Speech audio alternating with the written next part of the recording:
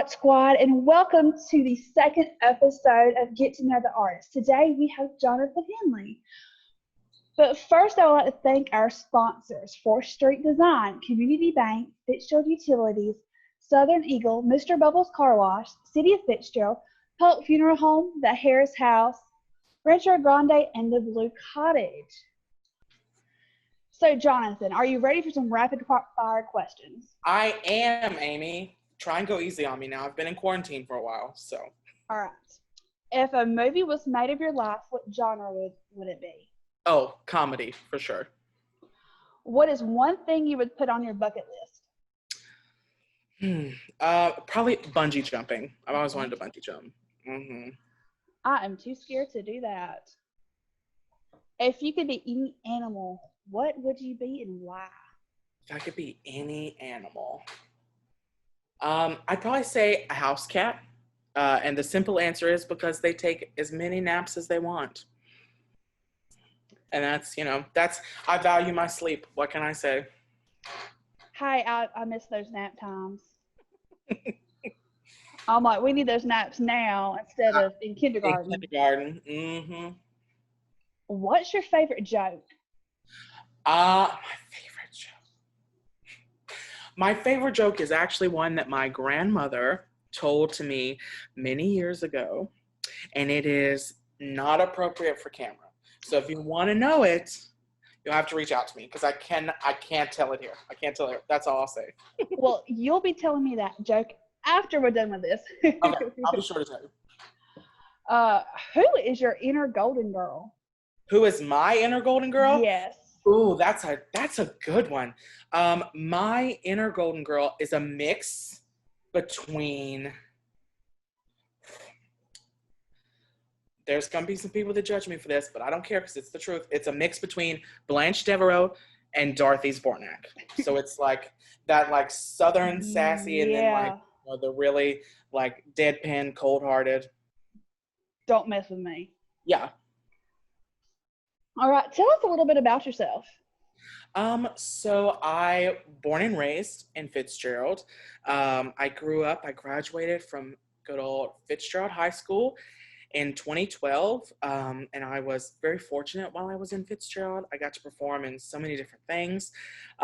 Even this one I thought about the other day that I had not thought about in years. We did a production of Our Friend the Enemy when I was in high school, and I got to be the main guy in that, whose name I can't recall. But yeah, so then I graduated 2012, went to Armstrong State University, which sadly does not exist anymore. Georgia Southern bought it out. But go Pirates, still rep the maroon and gold. I graduated with a Bachelor's of Arts in theater with an emphasis in performing. And then after I graduated in 2016, I moved to Pennsylvania and started performing with the Zeno Entertainment Group, which puts on the Pennsylvania Renaissance Fair, as well as a Dickens Christmas show, The Christmas Carol, and a murder mystery in the spring, as well as a bunch of different events. I've been very fortunate up there to perform in so many different areas. And then I've also worked for the Missoula Children's Theater. And lately I have been delving much more into the art of improv. I've really started to come into my own as a professional improviser. And I am so excited to be here. So that's where I am now. And how has, you mentioned growing up and doing theater, how has the local performing opportunities growing up impacted your life? I was very fortunate because I got to play so many different, I was, Daddy Warbucks, and I was Tevye in Fiddler on the Roof. I was in Our Friend the Enemy. I was Lumiere in Beauty and the Beast. And, I got to perform at the Carnegie Center a couple of times. And it gave me a really safe place to start and find the confidence that I needed to sort of propel me through college and the professional world. And it also gave me an opportunity to find my footing in roles that I would not normally play at the age that I was, and I may never get the chance to play again. But I had a professor in college who firmly believed that when you do a role or you're learning the process, the craft of acting, you always, you learn above your means so that it pushes you to be better. I mean, a senior in high school playing Tevye and Fiddler on the Roof, I had no idea, about the oppression that these people felt in Anatevka in Russia. I didn't know any of that. I didn't know what it was like to be the father of 5 children. And it's something, you just sort of, I was given it, I had to do it. And I, started here and made myself reach that goal.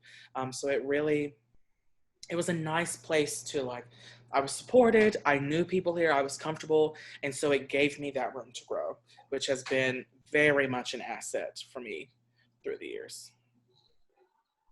And what is the hardest role you've ever had to play? Definitely Tevye. Hands down. Just because it was so out of my comfort zone. It terrified me when I started. I was absolutely terrified. And we did it for an entire year. And yeah, it was difficult. I'm very thankful for it.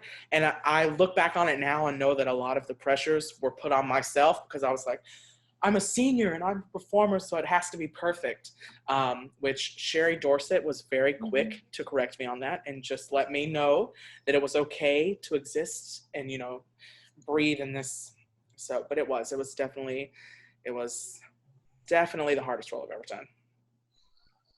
And then what's been the most fun role? I would say that's a 3-way tie. And because in each sort of section of my life, I've been fortunate to have some really fun roles. So in high school, I played Lumiere in Beauty and the Beast, which was a blast. And David, my twin, was Cogsworth. And so it was just really nice. That was fun. He and I just got to play off of each other. In college, I did a show called The Mystery of Irma Vep. It was not a musical, it was a straight play. And it was a show that was entirely in my comedic wheelhouse. It was my sense of humor. It was so much fun. I got to play 6 different characters.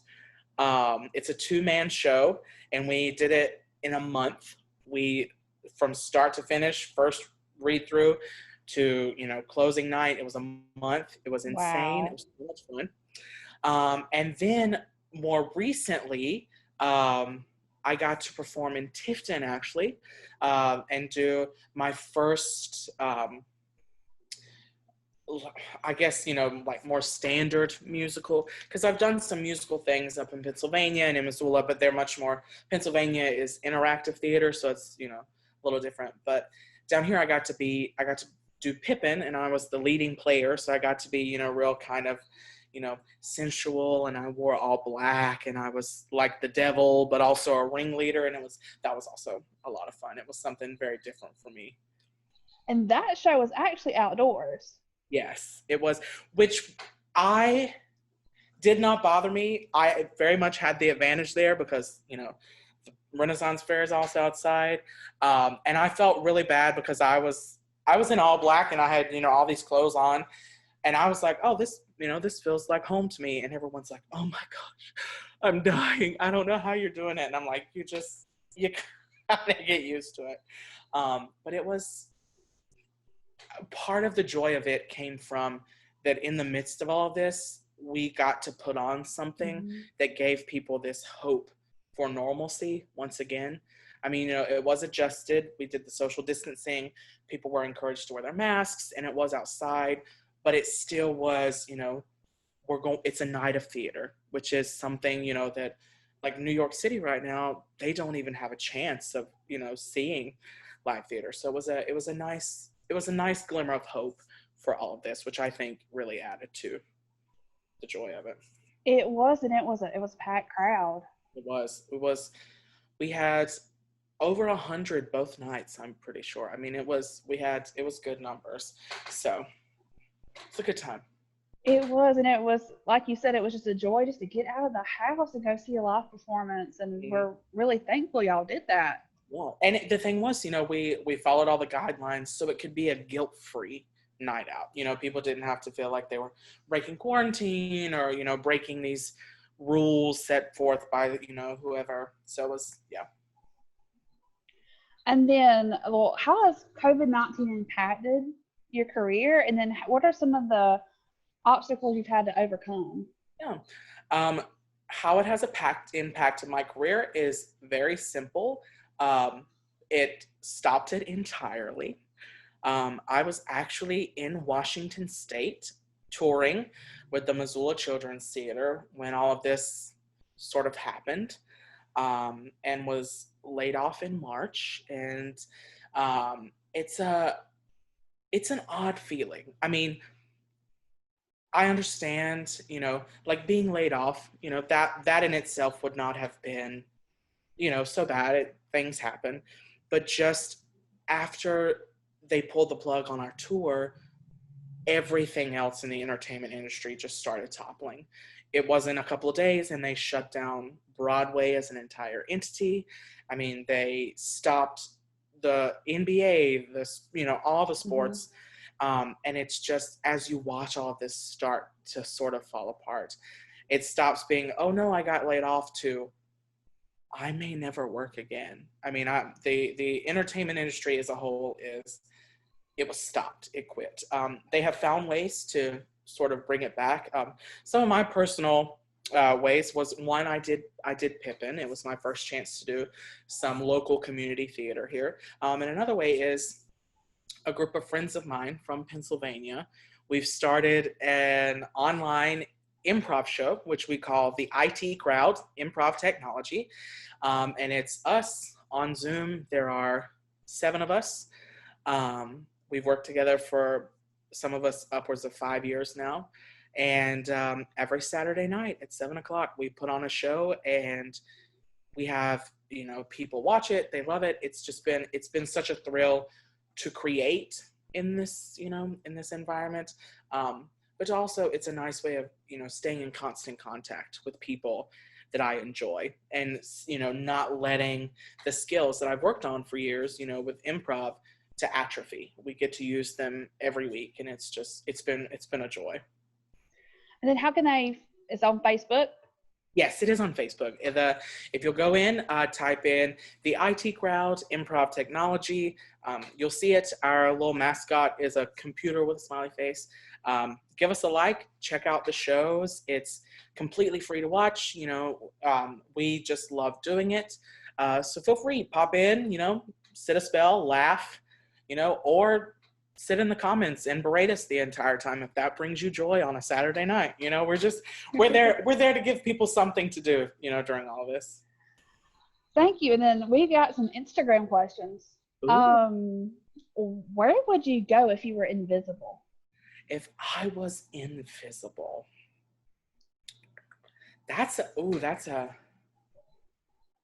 I would probably, it would not be feasible right now, but I would like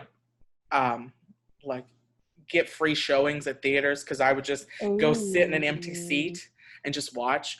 Or if I was invisible and people can see through me, I'll just go stand like in front of the first row, so I am right there, and they'll never know. I might even get up on stage, do a dance. They would never know. That is probably where I would go, that's such a typical like theater nerd answer. But how cool would that be? Like, you're just standing there seeing these shows and nobody knows. Nobody would know. And then you can actually perform in them. Yeah. And nobody would know. A resume full of Broadway credits and no one's ever seen it. Exactly. And then what's your process of preparing for a new role? It was nice. The nicest thing about Pippin was it gave me a chance to really have that more traditional theatrical experience, because in Pennsylvania, all we're given is a name and an occupation of some sort, and we create the character from the ground up, which is that process is very, very easy. We have so many different exercises. Once it's done, we have a spirit animal for that character. We have lived in that character at 5 years old, at 12 years old, and it gets a little on the heady, like ethereal side. And some things are more helpful for some people and some others. But with Pippin, it's a character that's already been defined. I mean, they have the text, and I have to sort of fit myself into it. And my process for it is I read it a lot that's how I learn my lines, but it also helps me familiarize myself with the character at the beginning of the show and at the end of the show. And then finding, if there's a change somewhere where that change occurs, and sort of molding like clay the character, whose entity at the beginning makes sense, but also at the end makes sense. And just, it's sort of like taking a small part of myself and inserting like test samples into a character. And it's like, okay, well, here's this. I'll try it this way. No, that doesn't work. Let's try this part of myself. Does that work? And then it's, I joke that it's like at the eye doctor where they put the thing on you and you start, and it's like number 1 or number 2 or number 3. And as you find, I find the piece of myself that best fits the role. And then it becomes like, okay, well, what part of this serves it best? And then just sort of fine tuning. That's the like heady answer. But usually what happens is I read it a lot. That part is true. But then I stand in my living room when no one is here, and I just like take a page and I just say the lines in like 12 different accents or 12 different voices or 12 different whatever until I find one that fits. And then I'll try it a couple pages to see if it works. And then if it does, great, I'll move on. I'll start solidifying from there. And if it doesn't, I'll start back over. So if anyone ever catches me doing that, I am not a crazy person. I'm just working on a new character. So, yeah. And then if you were not an actor, what profession would you choose to occupy? I think about this all the time. I would love, because the truth of the matter is I work from contract to contract. And when one is starting to end, when you don't have that other one, you have to go through these things of like, is this it? Will I never work again? What am I going to do? And I think I would love to be like a flight attendant because I could still travel. I love helping people not necessarily, I like customer service more in like a putting out fire sense, not necessarily retailer things. But I think that would be, and it's such an unusual job. I mean, like how many flight attendants do you know? I mean, you may know 1 or 2, but they're not, so it'd be a great icebreaker at parties. I think that would probably be my answer, is to be a flight attendant. So. And then you know what? You can just sing along. You'll just make the flight more enjoyable. No, I'll just pick up that microphone and be like, yeah. So. And then where can people reach you at? I am on Facebook, Jonathan C. Handley. Shoot me a message there if you want to hear that joke my grandma told me. Or on Instagram at Jonathan. It's okay, I'll spell it because it's a little odd. JONEATHANN.